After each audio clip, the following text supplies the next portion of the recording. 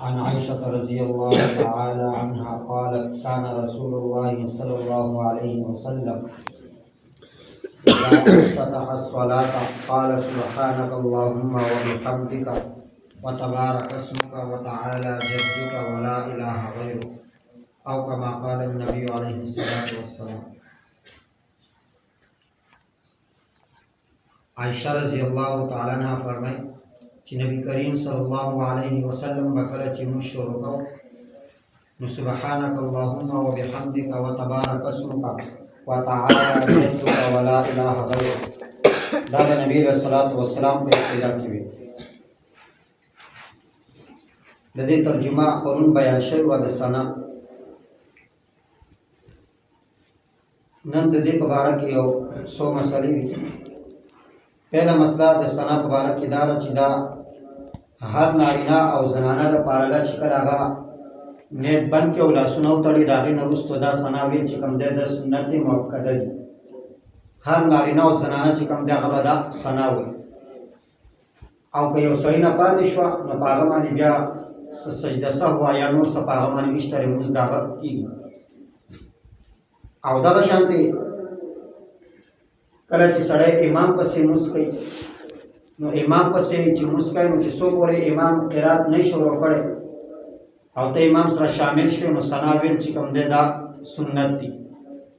کله چې امام قرات شروع کړی او ته په منځ کې شامل شوی نو بیا به ثنا نه وایي. یا دغه شانتې ته امام سره شامل شوی او تا ثنا شروع کړه لا پوره کړې دی نه او په دې کې امام قرات شروع کړو نو بیا به په هغې ځای کې پرېږدې نور به نه وایي. او دغه شانتې کله سړی امام سره لمونځ کوي او دی مسبوق شي. مسبوق مطلب چې د هغه نه څه رکعتونه لاړ شي او دی امام سره شامل شو نو بیا چې کله د خپل رکعتونه پوره کوي نو چې کله د خپلو رکعتونو دپاره نه ودرېد نو پهله رکعت کې به چې کوم دی ثنا وایي سبق به د ثنا نه شروع وي. او دغه شانتې کومو لمونځونو کې چې امام قرات په ارام باندې کوي نو هغې کې سړي ته پته نه لګي د قرات شروع کړ د نه دی شروع کړی نو په هغې کې که یو سړی امام پسې ثنا وایي که امام قرات شروع کړی بیا هم دی ثنا وایي نو بیا هم پکې ګنجایش شته ځکه هغې کې انسان ته پته نه لګي چې امام به قرات شروع کړی نه به شروع کړی. نو دې د وجې نه کومو لمونځونو کې قرات امام په دمه باندې کوي لکه ماسپښین مونځ شو مازدیګر مونځ شو نو په دې کې چې کوم دی انسان ته پته نه لګي د امام د قرات نو په دې کې چې کوم دی امام سره دی څنګه شامل او ثنا یې ویله نو که امام قرات شروع کړی وایي نو بیا هم څه حرج پکې نشته. او کومو لمونځونو کې چې امام قرات په زوره باندې وایي نو هغې کې چې امام قرات شروع کړو نو بیا به چې کوم دی ته ثنا نه وایي چې څو پورې هغه قرات نه شروع کړی هغه پورې تعالی ثنا ویل بیا پکار دی.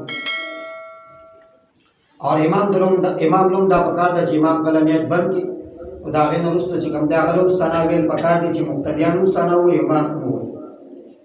چې ډایرکټ چې کوم دی نیت بند کړي او بیا چې کوم دی پسې قرات شروع کوي نو دا صحیح نه ده، د سنتو خلاف ده. اگر چې موږ پوه شي ثنا ویل دا سنت دي لیکن ویل پکار دی. په دې کې د الله تبارک وتعالی ثنا بیانېږي. ثنا چې کله انسان وایي او دا مکمل دي نو د هغې نه وروسته چې کوم دی نو بیا تعوذ او تسمیه ده. تعوذ ویل کېږي اعوذ بالله من الشیطان الرجیم، دې ته تعوذ ویل کېږي. تسمیه ویل کېږي بسم الله الرحمن الرحیم ته. نو تعوذ په دې کې د الله تبارک وتعالی په پناه کې انسان راځي نو تعوذ معنا ده په پناه کې راتلل. نو تعوذ اعوذ بالله من الشیطان الرجیم، زه پناه غواړم د الله په نوم سره من الشیطان الرجیم د شیطان نه رټلې شوي نه. نو په دې کې انسان د الله تبارک وتعالی نه پناه غواړي. د الله تبارک وتعالی په پناه کې انسان راځي د شیطان نه. قرآن کریم کې الله تبارک وتعالی فرمایي فاذا قرأت القرآن فاستعذ بالله من الشیطان الرجیم. کله چې تاسو قرآن شروع کوئ نو اعوذ بالله من الشیطان الرجیم دا وایئ. نو کله چې انسان د قرآن ابتدا کوي او د قرآن تلاوت شروع کوي نو پهله ځل چې انسان د قرآن څنګه کېناست او د قرآن تلاوت شروع کوي نو اعوذ بالله او بسم الله دا دواړه وایي. بیا چې کله انسان دغه تلاوت کوي مخې ته راشي په یو ځای کې انسان تلاوت بند کوي یا دغه شانتې مخې ته چې کوم دی بل صورت شروع کېږي نو بیا به خالي بسم الله وایي. دا اعوذ بالله چې کوم دی دا صرف پهله ځل د قرآن په شروع کولو کې چې کوم دی انسان به اعوذ بالله بسم الله دواړه وي. بیا چې مخې ته په منځ کې نور صورتونه راځي نو هغې دپاره به صرف بسم الله وي. دغه شان دی چې کله انسان لمونځ کوي نو په مانځه کې چې کوم دی نو انسان پیله رکعت کې ثنا ووایي. د ثنا نه وروسته چې کوم دی نو بیا سورة الفاتحه شروع کوي نو د هغې نه مخکې به اعوذ بالله او بسم الله دواړه وي. کله چې د پیله رکعت وکړو او دویم رکعت بیا د شروع کوي نو بیا به اعوذ بالله نه وایي، خالي بسم الله به وایي. او دا بسم الله ویل دا سنت دی. دغه شان دی چې انسان کله قرات ختم کی سورۃ الفاتحه چې کوم دی دا د مکمل کې او د پسې بل سورۃ د شروع کوي نو بیا بسم الله ویل چې کوم دی نو دا مستحب او سنت دی، دا ویل پکار دی. او کنه یو سره چې کوم دی د قران د ماز نه تلاوت شروع کوي نو بیا بسم الله نه دی ویل پکار. نو عام طور باندې چې کوم دی تاسو ټول په سورۃ الاخلاص باندې مسکوي. نو سورۃ الاخلاص دا یو مکمل سورۃ ده، د شروع نه اخیره پورې تاسو وایي. نو دې د وجه نه چې کله تاسو سورۃ الفاتحه وایي ولا ظالم پورې سبق وایي دا غي وروسته امين نو بیا چې قل هو شروع کوي نو دا غي مخکې بسم الله وایي. نو چې چا قرآن راځي هغه د قرآن د ماز نه چې کوم دی قرات شروع کوي نو هغه بسم الله نه وایي. خو څوک چې یو سورت شروع کوي لکه تاسو سورۃ الاخلاص وایي یا بل یو سورت څوک شروع کوي نو هغه په کار دا چې هغه بسم الله وایي. امام دا هغه مس پڑھاوي هغه چې کله غیر المغضوب علیهم ولا الضالین امین وایي نو دا غي پسې چې کوم دی نو سورت شروع کوي نو هغه په کار دا چې هغه بسم الله وایي. امام شافعی رحمت الله علیه په مسلک کې په زور باندې بسم الله ویل دي. زمونږ امام ابو حنیفه رحمت الله علیه مسلک دار چې بسم الله په آرام باندې وایي، په زړه کې بزان نه وایي. نو بسم الله چې کوم دی دا په زړه کې وایي، دا هغه نه وروسته چې کوم دی نو بیا بل سورت شروع کول پکار دي. او دا شانتي چې کوم دی نو دا تعوذ او تسمیه او دا شانتي ثنا دا چې کوم دی نو هر مسجد شروع کوي کاغه نفل دی کاغه فرض دی کاغه سنت دی نو صرف په پیله رکعت کې وایي. فرض مسکا نو د فرض مسکی به صرف پیله رکعت کې ثنا وایي، په دویم دریم څلورم کې بیا نشته. نفل کوي 2 رکعت نفل دی نو پیله رکعت کې خالي ثنا ده، په دویم کې بیا نشته. 3 رکعت مسکای لکه ماخم مس دی نو پیله رکعت کې خالي ثنا ده، په دریم کې چې کوم دی نو بیا نشته. نو هر مسجد نفل دی کاغه سنت دی کاغه فرض دی صرف پیله رکعت کې ثنا ده، نور رکعتونو کې چې کوم دی نو بیا ثنا ویل نشته. او دا شانتي اعوذ بالله چې کوم دی خالی پیله رکعت کې دا په نور رکعتونو کې بیا نشته. نور رکعتونو کې د سورۃ الفاتحه شروع کول نه مخکې خالی چې کوم دی بسم الله وایي. نو اعوذ بالله معنا دا اعوذ بالله ز پناه دي سم د الله په نوم سره من الشیطان الرجیم د شیطان درټلی شوی نه. بسم الله الرحمن الرحیم د بسم الله معنا دا بسم الله ز شروع کوم د الله په نوم باندې. الرحمن چې هغه الله عام مهربان دی، الرحیم هغه الله خاص مهربان دی. دا دواړه د الله تبارک وتعالى صفاتونه دي، رحمان او رحیم. نو بسم الله زه د الله په نوم باندې شروع کوم چې هغه الله الرحمن عام مهربان دی، الرحیم چې الله خاص مهربان دی. نو الرحمن چې الله عام مهربان دی دغه اشاره دنیا طرف ته ده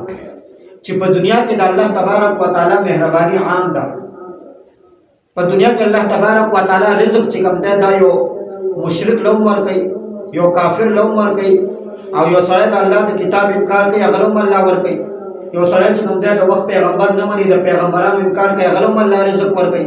یو سړی چې کوم دی نو د الله تبارک وتعالى د دین بې عزتي او بې حرمتي کوي هغه لوم الله تبارک وتعالى رزق ورکوي. او یو مسلمان لوم الله تبارک وتعالى رزق ورکوي. دې ته د الرحمن ویل کېږي، عام مهرباني. په دنیا کې الله مهرباني عام د هر چا رزق ورکوي. ابراهیم علیه السلام د الله نه سوال وکړ کله چې بیت الله تعمیر شو الله نه سوال وکړ واذ قال ابراهیم رب اجعل هذا بلدا آمنا. یا الله دا خار چې کوم دی دا د مکې دا خار چې کوم دی دا د امن ځای وګرځوي. وارزق اهله من الثمرات من آمن منهم بالله واليوم الاخر. او یا الله دلته رزق ورکړي هغه خلکو له څوک چې د الله په الله باندې او د آخرت په ورځ باندې ایمان لري. نو ابراهیم علیه السلام سوال دا وکړو چې الله رزق هغه خلکو له ورکړي چې څوک ستا په ذات باندې او د آخرت په ورځ باندې ایمان لري. نو الله تبارک وتعالى ابراهیم علیه السلام ته په جواب کې وی قال ومن كفر فامتعه قليلا. الله فرمایي چې دا هغه چا له رزق ورکوم چې څوک کفر کوي. هغه له موږ په دنیا کې چې کوم د رزق ورکوم د دنیا نعمتونه بوله ورکوم ثم اضطره الى عذاب النار. لیکن په آخرت کې به بیا چې کوم د دوزخ طرف ته راځي. په دنیا کې ولا رزق ورکوم دنیا کې په رزق نه بندو لیکن په آخرت کې چې کوم دې معاملہ دا بیا جدا ده نو دې د وجنا الرحمن معنی دار چې الله تبارک وتعالى عام مهربان دی نو په دنیا کې یو سړی کافر دی نو غلو الله رزق ورکوي یو سړی مسلمان دی غلو الله رزق ورکوي بلکې کافرانو له الله دنیا زیاته ورکوي بنسبت د مسلمانانو او په مسلمانانو کې چې بیا کم خلق الله تبارک وتعالى ته نږدې دي هغه الله تبارک وتعالى دنیا کم ورکوي بنسبت هغه خلکو چې کوم د الله تبارک وتعالى نه لري دي مسلمانان لیکن د الله نه لري دي د الله د کتاب نه لري دي د الله د کتاب نه باغیان دي مسلمانان دي کلمه ویلا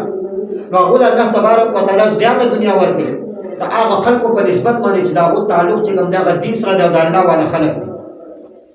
لکه د دې مثالونه چې کوم دنو په هر زمانه کې موجود دي لکه پیغمبرانو ته وګوره چې څومره پیغمبران تیر شوي دي دا ټول د الله تبارک وتعالى د دین داعیان د الله تبارک وتعالى د دین منلو والا د الله تبارک وتعالى ولیان او بزرگان د څومره چې پیغمبران تیر شوي نو تمام پیغمبران چې کوم دا غریبانان سوای دوه دیو پیغمبران دوه درې پیغمبران دا سره چې الله پاک مال دولت ورکړ نو ټول پیغمبران چې کوم دا هغه غریبانان او بیا په ټولو کې غریب د ټولو نه زیات غریب چې کوم دی هغه زموږ پیغمبر او چې هغه د تمامو پیغمبرانو سردار دی په کار دا و د ټولو پیغمبرانو سردار دی هغه سره چې کوم دی دنیا د ټولو نه زیات دی لیکن الله تبارک وتعالى همیشه خپل د دین والا خلق د دنیا نه لري ساتي مال دولت نه لري ساتي نو پیغمبر چې کوم دی دا په ټولو کې زیات غربت کې وخت تیر کړ دی دغه شان دی پسې صحابه راغلي هم دغه شان دی په غربت کې وخت تیر کړ دی تابعین تبع تابعین بزرگان د ټولو په غربت کې وخت تیر کړ دی داغه نورستو چې کوم دی د علماء طبقه ده اوس په موجوده وخت یو ګوره د ټولو نه کمې تنخواګانې چې کوم دی هغه د مدرسې د یو قاری د مدرسې یو عالم د جماعت د یو امام داغه تنخوا په ټولو کې کم او مولانا اشرف علي تنویر رحمت الله علیه نه چا سوال کړو د دې په باره کې چې دا علماء الله تبارک وتعالى غریبانان ولې پیدا کړ دي دوله الله پاک د دنیا ولې نه ورکړي نو هغه دغه جواب ورکړ چې دا د الله تبارک وتعالى چې کوم دی یو فطرت چې کوم دی جوړ کړ دی چې الله تبارک وتعالى همیشه د خپل د دین والا او د دین د خدمت کولو والا خلک د الله غریبانان ساتي او الله تبارک وتعالى هغه چې کوم دی په غربت کې هغه باندې چې کوم دی ژوندۍ کوي نو علما چې کوم دی هغه تقریبا غریبانان نو دا د الله تبارک وتعالى یو تقدیری فیصله ده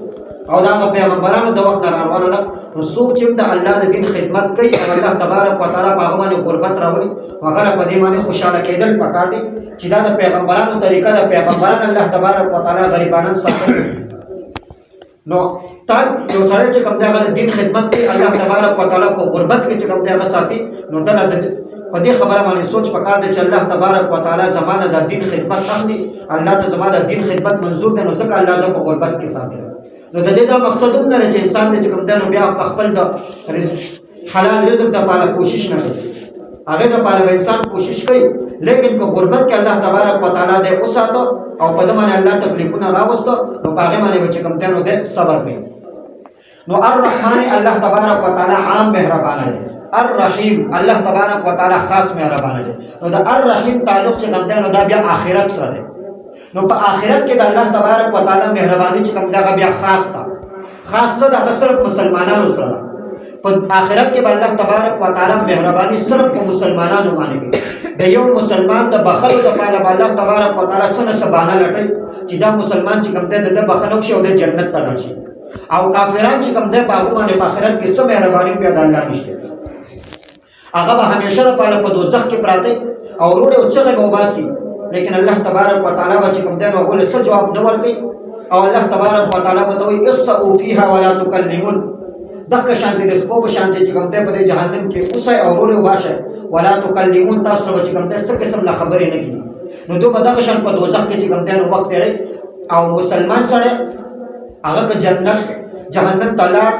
نو بیا هم چې کوم دنو الله تبارک وتعالى داغه د ګناونو چې کوم سزا ده داغه د ملاويدو نه رسته باندې پاک د جنت ته راځي ځکه جنت دا مسلمان د پاره لري هر مسلمان چې کوم دغه به جنت ته ځي هغه که څومره ګناګاری لیکن هغه خپل د ګناونو سزا چې کوم دغه په جهنم کې کټي نو دوم ډیر زیاته ګرانه ده ځکه جهنم ته خالی نږدې کېدل چې کوم د دوم ګران دي بیا هغه خپل هغه سزا کټ کول نو دې د وجنه انسان لا دا سوچ نه لري پکار کني زه مسلمان یم زه خامخا جنت ته ځم که زه ګناونه کوم نو دا سوچ نه لري پکار کې دې علماء لیکلي یو انسان کدا سوچ کوي زه ګناهونه کوم بیا کوم زه جنت ته ځم زه مسلمان یم کېدای شي ستا په دغه خبره باندې او په دې سوچ باندې الله پاک ستانه د مرګ په وخت کې کلمه نس چې کوم دغه ستانه الله تبارک وتعالی واخلي د ایمان غنیمت الله تبارک وتعالی ستانه واخلي ځکه الله تبارک وتعالی په قرآن کریم کې دا دعا چې کوم دی خولې ده ربنا لا تزغ قلوبنا بعد إذ هديتنا وهب لنا من لدنك رحمة یا الله د ایمان دراوړو وروسته زما زړه چې کوم دی نو د ایمان نه وانه نبی رسول الله والسلام به الله تبارک وتعالی نه دعا وکړه یا مقلب القلوب ثبت قلبي على دينك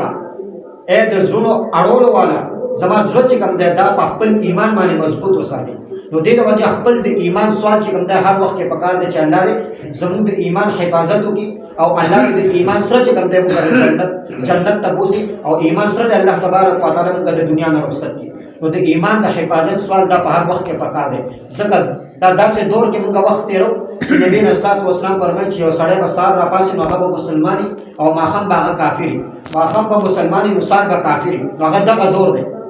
نو په دې دور کې چې کوم دی نو